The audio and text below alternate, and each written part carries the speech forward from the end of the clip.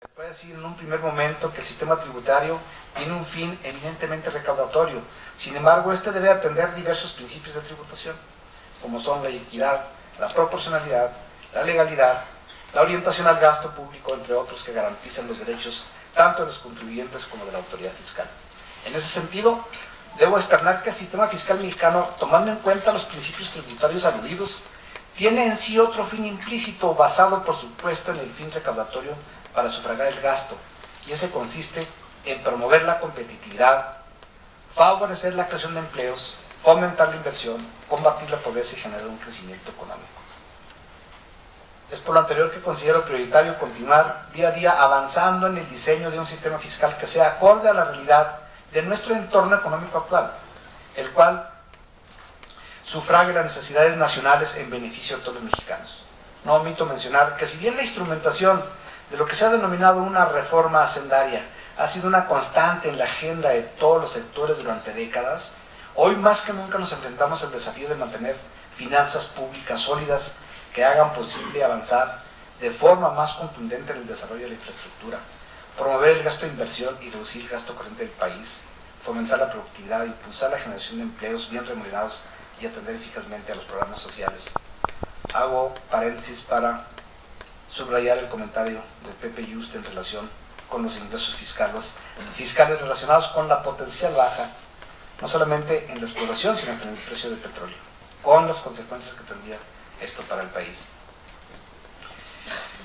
Dicho lo anterior, considero necesario y prioritario revisar nuestro sistema tributario en ciertos aspectos mismos que a continuación expongo. 1. Estimular la inversión mediante el impulso a la planta productiva. 2. Debe de fortalecerse la eficacia recaudatoria y la rendición de cuentas en materia tributaria. 3. No solo se debe buscar ampliar la base tributaria, sino que también se tienen que revisar las exenciones y deducciones que actualmente existen, a fin de conservar solo aquellas que estrictamente atiendan a una situación de necesidad real del sector de contribuyentes de que se trate. 4. Eliminación, aunque sea gradual, de los llamados regímenes fiscales preferentes, porque reconozco que la eliminación de los regímenes fiscales preferentes de tajo crea un impacto brutal en la economía, sobre todo si pensamos que hablamos de la exención del pago del IVA y del subsidio a las gasolinas, entre otros. Mejorar el combate a la evasión y elusión fiscales. Un aspecto primordial en el punto número 6 en el tema de las finanzas públicas lo constituye el que la recaudación no puede seguir dependiendo del petróleo, recurso no renovable.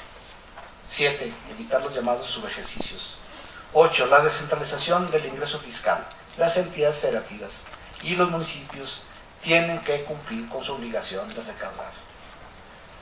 Si hablamos de la simplificación para el pago de los impuestos, voy a solamente 2 referentes de pago de impuestos simples: el pago del impuesto predial y el impago de los derechos del consumo de agua potable.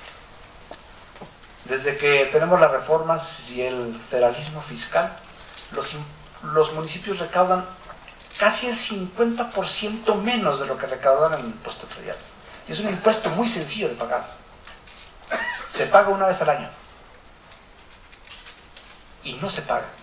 El tema de la política económica de Estado que debe tener en México. Me han tocado 2 legislaturas en las que se han aprobado aumentos de impuestos, en las que se ha aumentado la recaudación vía ese incremento de los impuestos, pero me ha tocado también que se rechacen cosas lógicas, cosas que tienen sentido, cosas que le benefician al país, pero que el ambiente político no permite que se realice. Como decía don Antonio Ortiz Mena, cuando el PRI tenía mayoría absoluta en las 2 cámaras, y siendo el PRI el que tenía mayoría absoluta y podía votar lo que quisiera, decía que la mejor reforma hacendaria o fiscal era la posible, no la deseable, teniendo mayoría absoluta el PRI. Hay muchos intereses en juego en materia fiscal, hay muchos grupos de presión, hay muchos grupos monopólicos, hay muchos grupos que tienen capacidad de presionar a quienes toman estas decisiones, y lo primero que tenemos que hacer es una reflexión: ¿queremos o no queremos, por lo menos en 1, en 2 o en 3 temas, los mexicanos tomar una solución definitiva, gane quien gane la presidencia. Porque quien gane la presidencia tendrá que mandar varias reformas el primer año de gobierno, que es el único en el cual se pueden hacer reformas de fondo. Y tendría que estar por ahí la laboral, y la de los monopolios, y la fiscal, y la otra, para que en el marco de una serie de reformas estructurales haga sentido una reforma fiscal. Porque finalmente una reforma fiscal podrá tener un diseño extraordinario, y en los estudios de la OCDE somos de los que mejor diseño fiscal tenemos, supuestamente, sí, con los hoyos que tenemos ahí en los regímenes especiales y algunas cosas del IVA y por ahí. Pero se suele que las tasas nominales a las que están determinadas nuestras leyes difieren mucho de las tasas efectivas a las que se cobran los impuestos. Y entonces una tasa nominal del 30%, digamos, no sé, este año creo que ya está en 28%, el impuesto sobre la renta, de los 2 años de transición que se subió y luego se bajó. Sucede que el trabajador de una empresa ahí le retienen el 28%, pero sucede que un gran empresario que tiene contadores y no sé qué, no sé cuánto, la tasa del 28 se le convierte en 5 o en 10 o en 15 o en etcétera, etcétera, etcétera. Entonces, yo lo que primero diría sería, tenemos que ponernos de acuerdo para diseñar un sistema fiscal que haga que todos paguemos de acuerdo a lo que tenemos. Y hoy no lo hacemos así. Hoy, proporcionalmente, pagan más los que menos tienen y pagan menos los que más tienen. Y pagan menos los que más tienen. Y hay que cambiar ese esquema de proporcionalidad y hay que ponernos de acuerdo para poder atacar este problema. Diría yo también, es directamente proporcional la recaudación al PIB. Entre más crece la economía, más recauda. Por eso el hoyo que tuvimos hace 2 años o 3 y los años aciagos que pasamos, el petróleo estuvo a $100, que fue lo que nos salvó, pero la recaudación de impuestos sobre la renta y la IVA pasaron a aceite. ¿Por qué? Porque pues, la gente consumía menos, porque tenía menos dinero, y las utilidades pues se sumaron y no se cobró impuestos. Entonces, para que la política en materia de hacendaria funcione, tiene que tener un círculo unívoco en donde los sociales, los expertos, los contadores, se debe llegar a un acuerdo político para que las cosas se hagan cumplibles. El sistema fiscal mexicano está diseñado con incentivos perversos para pagar los impuestos. O sea, hay que tener un diseño que genere incentivos para pagar. A mí me da mucho gusto cuando Alfredo Gutiérrez me dice, oye, ya subir la recaudación, tanto, pero ¿a base de qué? A base de masazos. O a base de cruces electrónicos para poder captar a un cuate ahí, a base del INE, porque con el INE detecté a los que depositaban en efectivo y mandé 20,000 auditorías a los que no eran repecos, pero sí eran repecos, pero se decían repecos. No, hay que diseñar un sistema fiscal que genere incentivos para pagar. Y las soluciones no son sencillas. Vean a Irlanda, 12.5 de impuestos sobre la renta, que es más bajo de Europa, ¿no? Paraíso para la inversión durante varios años. Un IVA de 19 y 21, dependiendo. País maravilloso. ¿Y qué hizo Irlanda? Se gastó más de lo que le entró. Y tronó Irlanda, como tronó Grecia, y tronarán a otros más. Entonces, y España también, y algunos más. Entonces, a mi punto de vista, yo he discutido muchas veces las cuestiones fiscales y siempre repetimos lo mismo, simplificas lo más fácil, esto, el otro. No, es un debate más de fondo. ¿Cómo logramos que los mexicanos queramos pagar los impuestos, sean suficientemente atractivos para atraer la inversión y haga competitivo al país? Pero también es que, terminando las campañas, se haga una Cámara de Diputados con una mayoría o sin mayoría disímbola y nos sentemos otra vez a decir lo que estamos diciendo aquí, ¿no? Sino más bien a que los mexicanos reflexionemos, hagamos un esfuerzo, a todos nos cuesta, ¿no?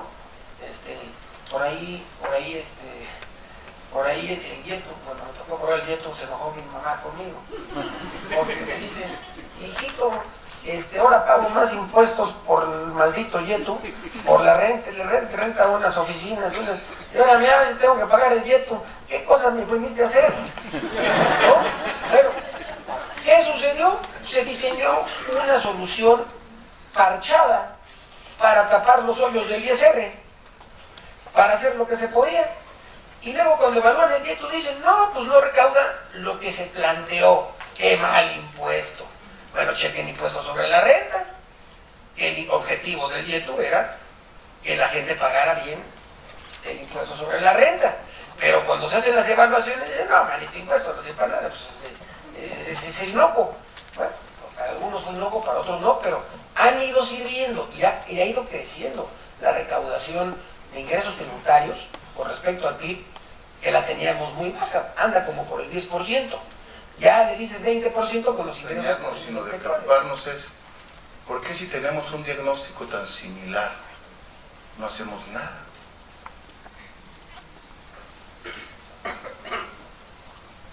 Todos hemos tenido cargos de gobierno y de responsabilidad, me refiero como partidos,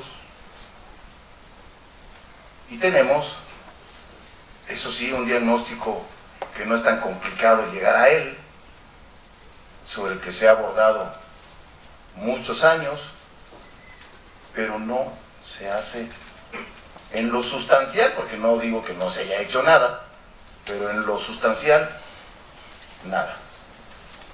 Seguimos siendo un estado, un país de los que recaudan mucho menos que lo que recaudan otros países con menos desarrollo del nuestro, en términos del PIB. Y yo, para no darle vueltas, pues hay una explicación. Una reforma fiscal de fondo afecta intereses políticos y económicos. Esa es la razón. No le busquemos en otro lado la justificación. Una verdadera reforma fiscal va a dañar intereses políticos y económicos. Por eso tiene que ser una reforma de Estado, donde los actores políticos, sociales y económicos nos pongamos de acuerdo. Yo creo que siempre hemos empujado mal la reforma, porque siempre se está discutiendo si debemos de subir el IVA y por otro lado sobre el ICR. Cuando a mí me parece que una verdadera reforma fiscal toca los dos temas, no uno sobre otro. Todos los que afirman que la salida es que en vez de que tengamos el 16, tengamos el 20 sobre el IVA y que ya quitemos la exención o la tasa cero sobre alimentos y medicinas y que esa es la solución, no es cierto. Esa es parte de una solución. Parte. Si eso lo hiciéramos, entiendo que ahorita alcanzaríamos a cobrar algo así como unos 180,000 millones más. Pues con respeto, esa no es la solución. Es parte de la solución. El IVA en alimentos y medicinas es un gasto fiscal. El gasto fiscal calculado para 2012 anda en alrededor de 730,000 millones de pesos en su conjunto de gastos fiscales. Y cada gasto fiscal tiene un origen y casi un dueño. Alguien que en alguna ocasión en este país logró que lo exentaran de pagar. Y cada vez que vas a quitar a uno, entonces te brinca un líder de transportistas, o te sale un dirigente de no sé dónde, y todo tiene dueños.